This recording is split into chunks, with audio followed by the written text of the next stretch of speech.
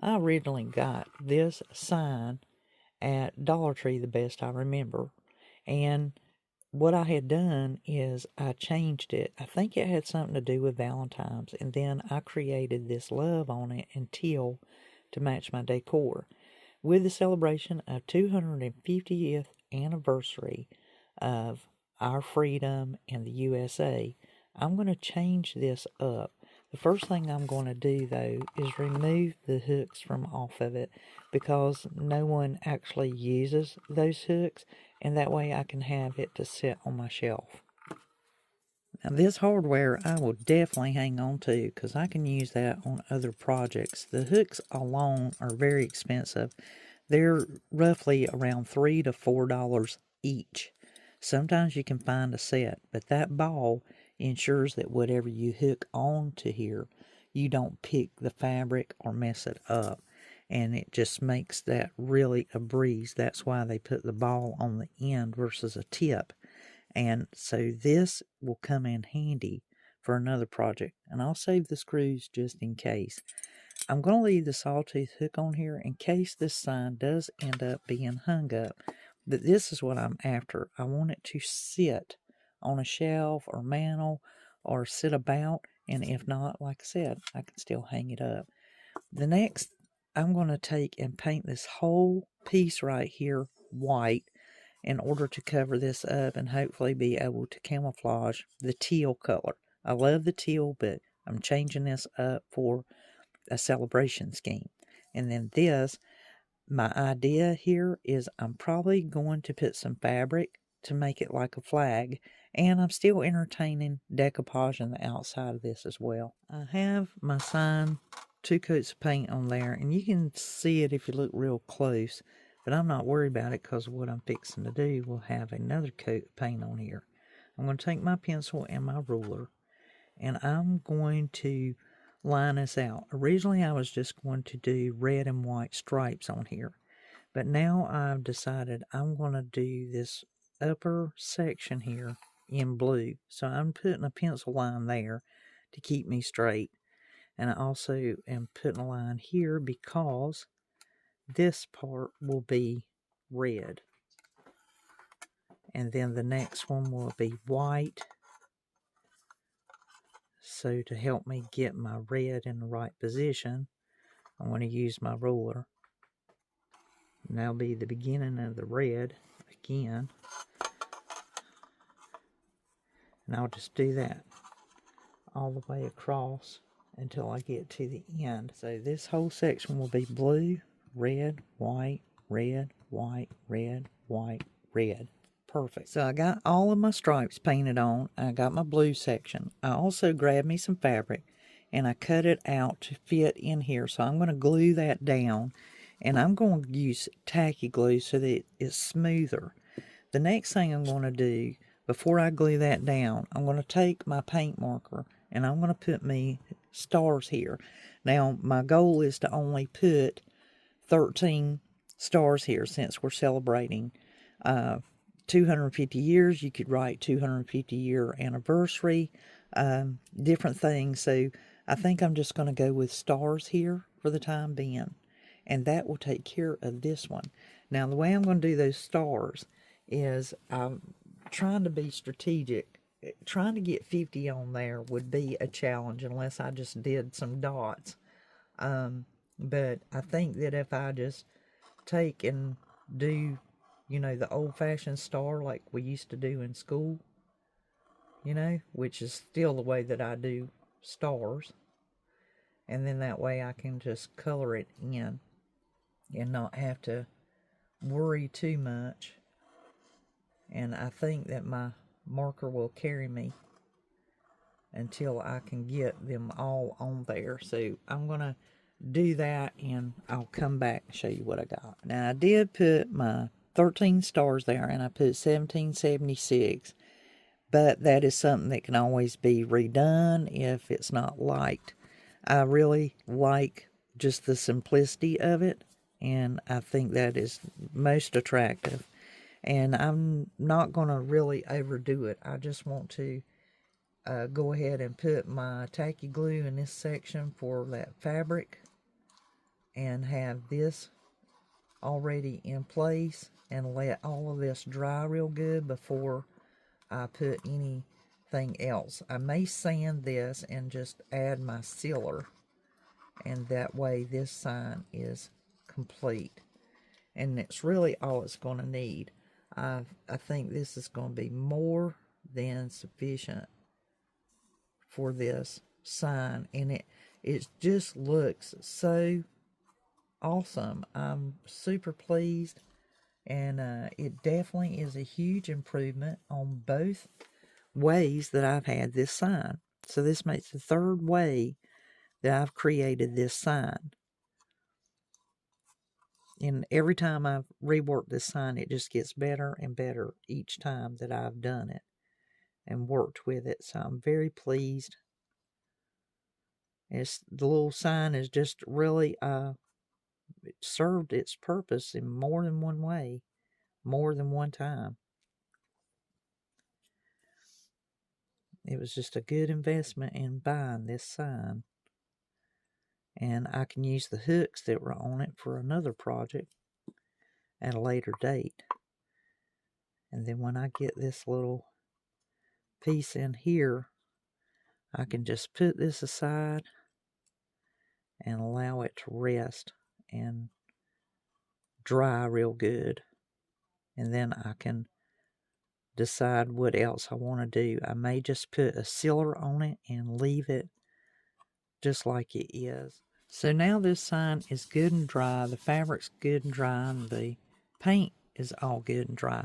I did not sand this, so what I'm going to do is I'm just simply going to put some of the clear coat on it. This is a matte finish, so it'll look just like this, and it'll be sealed, and that way it can just do its regular wear over time. Now, my sign is good and dry from the glue, and all the paint is dry. So I have applied clear coat on it, and as you can see, it deepens the color and really gives it that smooth finish. This is a matte. It's still drying, and I highly recommend this one. I use it all the time. It's just a nice matte clear coat, and no more than you need. It takes just a minute amount to do this size of a sign, which is roughly around 4 inches tall and 11 inches long. And that just took just a minute to do. So that's the finish of this sign, and it will make a great shelf sitter, and it still has the sawtooth on the back. So if they decide they want to hang it up, you can. I created this sign like last year for Valentine's, and I even glued it closed with lace on the back.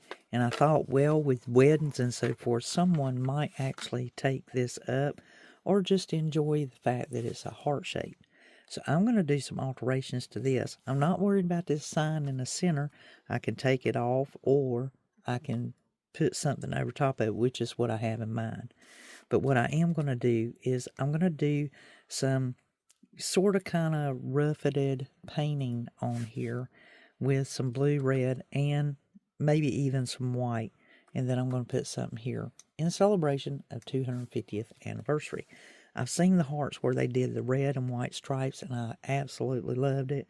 They did, the blue ones as well, and it looked so grand. So I'm going to map this out and see what to do next. Because I want this to look vintage, I am going to be using Americana paints. White, as long as it's something like cottage white or your chalk white, those work perfect. This has a chalk white on it, which is probably what I would use. I have Napa Red and Deep Midnight. This is, close to that rustic look that I'm looking for. So let me try these out. I'm not after full coverage, so I am going to actually use, this is a rake brush. So you can see there's space in between the bristles, and then you have a solid. And I'm going to do blue on this section of the heart. The rest of it, I'm going to divide out in red and white stripes. But like I said, I don't want full coverage. I want it to look worn and rustic. And I'm going to try using the rake brush to see if I can accomplish that without getting a full-on coverage. I just want it to have that look of wornness, and time has worn it, and it's good and rustic. And I can easily go right through there. I'm not worried about this sign because I'm going to be covering it. And it's slick, so it's not going to make a big impact on it. And as you can see, it's just taking me a moment to go through there and give it that rustic look without this full-on coverage, and I'm still able to enjoy that brown that's in there. So I may not have to rough it up to give it a worn look in doing this method. Just running through here real quick. I'm only going to go this section of the heart, this upper piece of the heart. I'm going to use my ruler here because it's a little over an inch wide, but it seems to be a good divide between these two. And I'm just going to lay it here and hold it while I use my paintbrush and try to keep it straight. And they'll keep from getting any paint on the other. If I need to, then I will definitely use the white, but I don't think it's going to be a problem. Now, when you put this Napa Red on, if you use that color, it has a brightness to it, almost like a pink color. And if it's too much for me, I will just simply dull it down and follow it with a different red. And see, just that quick, with that little fan brush, or rake brush, with a rake brush, I'm able to get all that I want on that one little piece. And I want to leave that section white. I'm going to go right beside of it and line it up. So that I want white. And by looking about right here is going to be a good division, because I can see where the wood is put together. So the heart turned out pretty good so far. This is what I have, and it looks very, very good. I am satisfied with it. Now I need to figure out what to put in the center. Returning back to our heart here, I have got all my paint done and been trying to decide on something to go in the center. Now, of course, I had gotten a pair of blue jeans and the pocket, and this is really small. This area right here is like, I don't know, 4 by 5. But the pocket is much, much larger. It's about a 7 by 6. And if I do that, all of the goodness, the wornness and the fading, it would get cut off in order to make this pocket. And I do have a smaller pocket that I could put here. Here's a second choice to go here in your center of your heart. You could maybe use burlap. Now, this bag came from Dollar Tree, best I remember, and it's the messenger bag that has the handle, but I only need part of it. So I'm going to cut a piece to fit right here, and I'm going to use my coffee stain and darken this up to make it match just a little bit better. I think if it was deeper, closer to the brown in here, it would look better. This looks okay, but since I do have an option here of being able to coffee stain it, I'm going to do that. And cutting this bag and deciding if I probably don't even need a back. I just need part of it to glue onto the front of this, because it will hold out enough that you could put stuff down in it. So I'm going to work on this bag. I've cut my bag down and I've allowed myself some seam allowance so that I can like glue that and turn it inside out. And right now I need to go ahead and coffee stain this to get it darkened, but I will turn it inside out and glue my edges once I've coffee stained it. And part of me is feeling like I probably need to glue that before I coffee stain it, simply to make sure that I don't have any raveling and to get that situated. I'll leave you the link to the coffee stain grunge recipe in the description box down below. So coffee staining yielded this color, and it's more golden than anything. This is what it did look like. This is what the coffee stain looks like. And so it went a different direction what I anticipated. However, I'm not going to give up just yet. This probably would have looked better just as light as it is. And now I have this going on this pocket. So not giving up. I'm going to use antique and wax on the beads. And I have been known to use it on fabric. And we'll see what this, the color direction to kind of give it that antiquish look. Also, I still have my nutmeg, which, you know, is gorgeous, and it has more of a brown tone to it. And so you see that brown, but that I'm afraid that might be a little too deep. And so I'm going to tinker with it and see what I come up with. I am definitely going to do the regular Antique and Wax by Waverly on here and see what I get.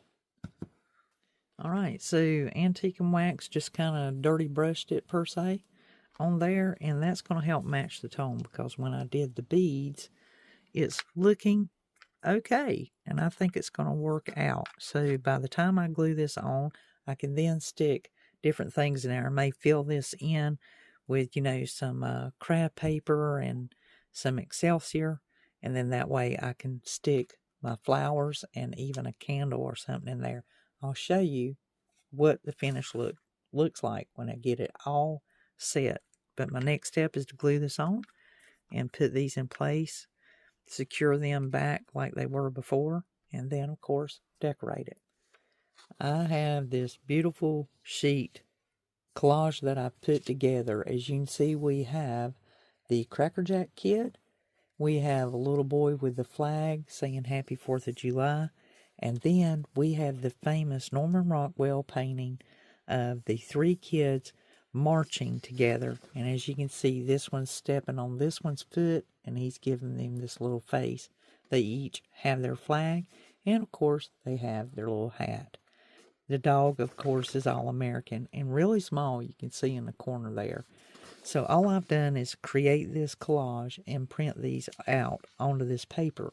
But I will have this as a free downloadable, and the link will be in the description box down below. You can go over there, or you can take a screenshot.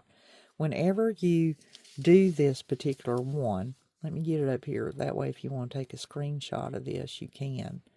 You can take a screenshot, and then you can just crop it, you know, out so that it's an 8x10 sheet. Or if you're just wanting these three, just a set of three, or just the one, however you want to do it. Also, I'm going to be decoupaging them onto my wooden cards. I'll leave you a link for the affiliate to get these if you don't have them already. These are the 2.5 by 3.5 inch cards, and they are already pierced with a hole. You can buy these without the hole pierced, but I always do the hole. For one, I can just easily get to it, and that way when I decoupage this onto this, you won't even see that hole. But if they decided they wanted to use the hole and hang it, they can. I'm going to probably paint one side of this card and then decoupage the other side with the picture. Sometimes if you want your background to be more vibrant and appearing, depending on what you are putting on it, sometimes you can put black to deepen that, or you can put white so that you can have this show up better. It's really up to you. These are going to fit this board pretty well, but I do know that one side needs to be painted. So my next step is painting these boards and fussy cutting each one of these to decoupage onto the board. Also using the 2.5 by 3.5 inch wooden tags. As you can see, I've painted like USA, stars, stripes, and 1776. And then, of course, I did the other side something different. So they will have a combination. So like this one, a star, and like this one, I have the 1776. And then this one would be like the 1776. So I've just like tried to make a combination so that if it is hanging and spinning, you can enjoy both sides, or you can just do both sides the same. And I did blue at the top. Of course, I used the Napa red, and then I just used a paint marker to just hand paint and write the letters and draw the stars. So that's just something else you can do to celebrate 4th of July, Veterans Day, and Memorial Day, and show your celebration of 250 years of peace and freedom. Now, I've painted the back of my wooden cards before I decoupage the front of them, so it's real important that you go ahead and remember to paint the back, because when you do the decoupage and you start sanding, you don't want to get any of that paint on the front of your card or on your decoupage. So now that I've completed this, I can now go ahead and cut my pictures to go on the front and begin doing those. Then the last step will be to sand them and give them that rustic look. These wooden cards have certainly been a lot of fun. Here's the little boy with the flag in America on the back. I did the children marching with their flags and 1776 on those. And then I took and did the Cracker Jack kid, sailor, and put USA. I hope you enjoy this. Until the next DIY, this is Elizabeth, and I'll be crafting y'all.